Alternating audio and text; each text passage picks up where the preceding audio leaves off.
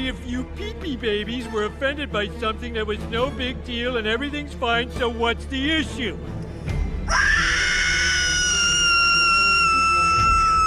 I'm sorry that you all have skin thinner than gas station toilet paper. And I'm sorry that your lives are so boring that you take a man who left his rescue dog for 2 minutes to buy him organic ice cream from a woman-owned local business, and you crucify him! Ow, my dog's eye!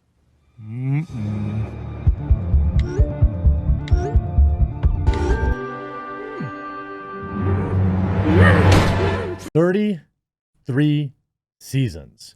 33 seasons of The Simpsons, and it's essentially on autopilot. I don't really understand any other way to, I don't really know any other way to describe it. You know, the first couple of seasons are, I would say, legendary status. I would say seasons 1 through maybe 12, not maybe 9, 1 through 9 is really, really good. Then like 10 through 16, 17, all very palatable. Then the remaining 17 seasons after that are pretty much unwatchable. I continue to watch it because of my own morbid curiosity, but I don't know exactly where. So there's a great documentary on The Simpsons where it talks about how it goes into the zombie Simpsons and how the jokes got more formulaic and less interesting and lazier. That's describes it way better than I ever could.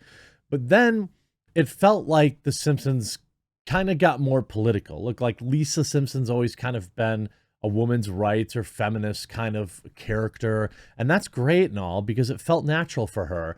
But like in the last 5 or 10 years, you see them like outright putting out like, weird anti-Trump stuff, or you saw the whole controversy with the voice of Apu, which was totally ridiculous. And then you saw, now the latest controversy where they try to touch on cancel culture and they try to touch on, using Joe Rogan. And that has totally backfired, and the critics are raging angry about it. This whole thing is ridiculous, and of course, brought to you by Established Titles. Check this out. Huge shout out to this video's sponsor, Established Titles. Established Titles is a project based on a historic Scottish custom where landowners are referred to as lairds or lords and ladies in English. They allow people to buy as little as 1 square foot of dedicated land so they can call themselves a lord or a lady officially. In return, they commit to plant a tree with every order and protect the beautiful pristine woodlands of Scotland. Established Titles makes an absolutely amazing gift, and a person could officially get their name changed on documents. Their title pack gives you at least 1 square foot of dedicated land on a private estate and an official certificate with a crest. Established Titles is currently having a really big sale just for you, my subscribers. You can get an additional 10% off any purchase you make with the discount code TheQuartering. So click the link below, go to establishedtitles.com/TheQuartering and use promo code TheQuartering to save an extra 10% today. Now, in the, episode 13 or 14 of season 33, Homer gets canceled. Then he meets a clear Joe Rogan stand-in in the new Simpsons episode, and critics are raging. Now, I've seen the episode, okay? Essentially, here's what happens. Minor spoiler alert if you're still a hardcore Simpsons fan and you haven't seen it. Essentially, Homer has the dog in the car with the windows open, and then the dog rolls up the windows for whatever reason. So people surround the car and see that the dog is in a car with the windows rolled up, and people freak out. Rightfully so, actually. Then Homer issues a legendary non-apology, one that even impressed me. Essentially saying that I'm sorry, you all have nothing better to do in your lives than be upset with me and this and that. It's actually pretty good. And then I chuckled at that. But of course, we know it wasn't a good enough apology. And then after he gets, while he's doing that, he knocks Reverend Lovejoy out the window of the church by accident. Everyone's recording that. So then he's officially canceled, right? It's actually a pretty good representation of canceled culture. They also, Homer goes to this camp. It's actually not a bad episode. Homer goes to this camp where they have like good examples of real life people who had been canceled, whether it's like the lemonade stand Karen, or it's people doing something foolish on Zoom, like going to the bathroom, that short guy who had the meltdowns in the deli, and various other tantrums. Like, they actually had pretty good examples of real life kind of virality and things that, got people worked up. Not all of them ended up in like being canceled, but it was a kind of a funny nod. Like, they clearly understand modern cancel culture. But then it ends up with Homer, of course, issuing yet another apology deemed so amazingly perfect the world finally forgives him. Again, for something they never should have at all. Now, for a small bit during the episode, Homer, after being canceled, goes to the Joe Rogan Experience, very clearly the Joe Rogan Experience. And then here's the thing.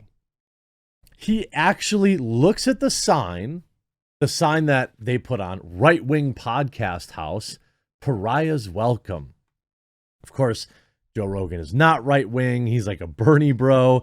But again, this is a lazy smear that the media does, to discredit people, as if being right wing is inherently bad or evil. But that's what the media says, right? So he gets there, he sees it says Right Wing Podcast House, and he leaves. Okay. So they actually take a shot at Joe. They're insulting Joe Rogan in multiple ways here. But Screen Rant is having a meltdown about it. The Simpsons' weird Joe Rogan parody does more harm than good. Although Simpsons season 33 attempted to comment on hot button issues by centering an episode around cancel culture, by the way, hate that. I don't like when my escapism tries to mirror real life. I don't want that. I want like the trials and tribulations of Homer Simpson. I want Homer to go back to work. I want, there's, and all the voiceover work, by the way, in these recent couple seasons, really bizarre. Anyway, seemingly spoofing controversial podcast host Joe Rogan, the resulting outing was a mess. Thanks to their lengthy production schedules, it is not easy for animated comedy shows to comment on topical issues. I disagree with that. Unfortunately, this has never stopped them from trying. At the height of cultural relevancy and critical popularity, The Simpsons was famously adept at timely political satire. One quickly produced scene from the show saw creators respond to George Bush's claim that American families should be more like the Waltons and less like The Simpsons, with Bart's pithy rejoinder that The Simpsons are just like the Waltons. We're still waiting for an end to the Depression. However, in recent years, South Park's surprisingly deft satire has outpaced The Simpsons, as proven by a confused, messy season 33 episode. That's what I was saying when I said that's just simply not true, because this South Park seems to be able to do it in a week. And their animation styles are, they're not like, they're both pretty simplistic. Continues. In the "You won't believe what this episode is about" Act 3 will shock you. Season 33, episode 14, The Simpsons attempted to parody the phenomenon of cancel culture, while also caricaturing podcast host Joe Rogan. However, the resulting episode's message was muddled and contradictory, while any attempted satirical slam on Rogan was defanged by the plot of the outing itself. Again, so this author is pissed because they weren't mean enough to Joe Rogan. Like, that's I want to be clear. This dude, I assume it's a dude, but Cathal, I guess I don't even know. Far from taking Rogan down a notch, or offering any meaningful commentary on cancel culture, The Simpsons episode 33 proved to be a profound failure with an indecipherable message and self-defeating execution. Are you looking for The Simpsons to reaffirm all of your political messaging and your thoughts on life? Is that how much of a man-child or woman-child your brain is? You know why? You know why now, instead of watching cartoons, here's what I do now instead of watching cartoons. And look, when I'm talking about cartoons, I'm talking about, Family Guy or American Dad or The Simpsons, or really what I do now to relax is while I'm working my way through the X-Files. I'm on season 6 now, I think, 5 or 6. It's going downhill. The early seasons of the X-Files were just so much better. But anyway, or I watch like old episodes of Angry Video Game Nerd. Like, I'll put on a half-hour episode of that. Like, literally on my other screen right now is The Town with No Name, the part 2 of the Amiga CD-TV. Like, that's how I just kind of turn my brain off and chill. I don't care about, like, these cartoons that are just becoming political vehicles for their writers. And this show's obviously smearing Joe Rogan, and they're still mad that it didn't smear him enough. So he talks about what happens in the episode. I already talked about that. In a bizarrely misguided joke, The Simpsons depicted Rogan as the only one willing to welcome Homer into his home after he was publicly shamed. Why? That's basically true.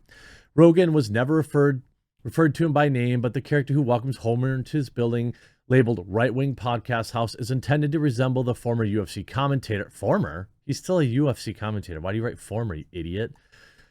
However, the gag falls flat for obvious reasons. The plot had by this point already shown Homer was made a pariah for no good reason, and public shaming came about because of the harmless misunderstanding. That's cancel culture, you idiots! People see, not you, people see something out of context and they want to ruin someone's life. That literally is cancel culture. So what this author is trying to claim, essentially, in my opinion, is that cancel culture is like this good and righteous thing, and it would never target somebody for something stupid and meaningless, except it absolutely does and always has. If the show wanted to take issue with Rogan, his likeness could have been included in the closing scene slew of people Homer called terrible, instead of a tasteless aside about, quote, a lot of Russian generals.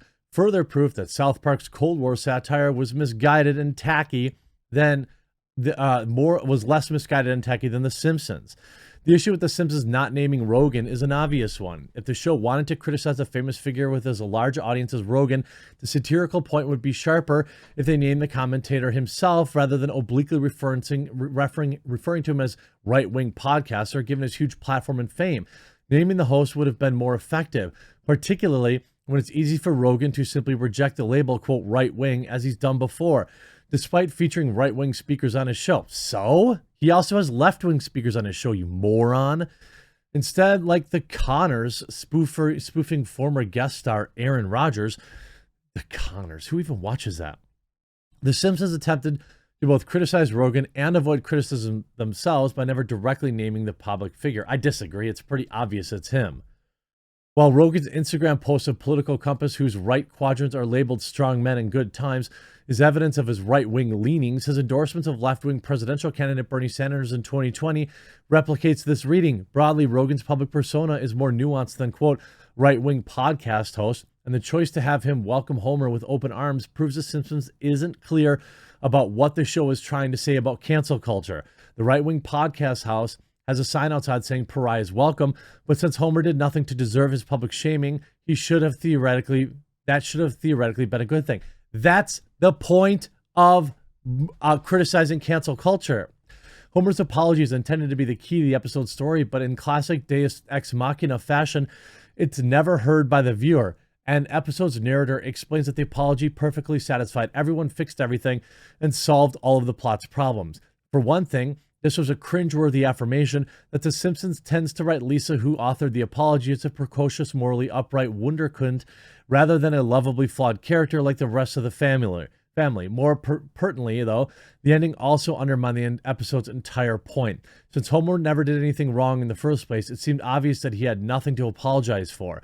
However, the Simpsons season 33 episode saw him instead prostrate himself to Springfield's unfriendly, unreasonable citizens, and this is portrayed as a good decision or a necessary step in his redemption arc. That's the truth, though! Like, imagine being in that much self-denial about cancel culture. I absolutely hope you loved this episode. If you did, make sure you subscribe. I know it's a pain. I know you hate me asking, but if you don't ask, you don't get. And we'll talk to you again real soon.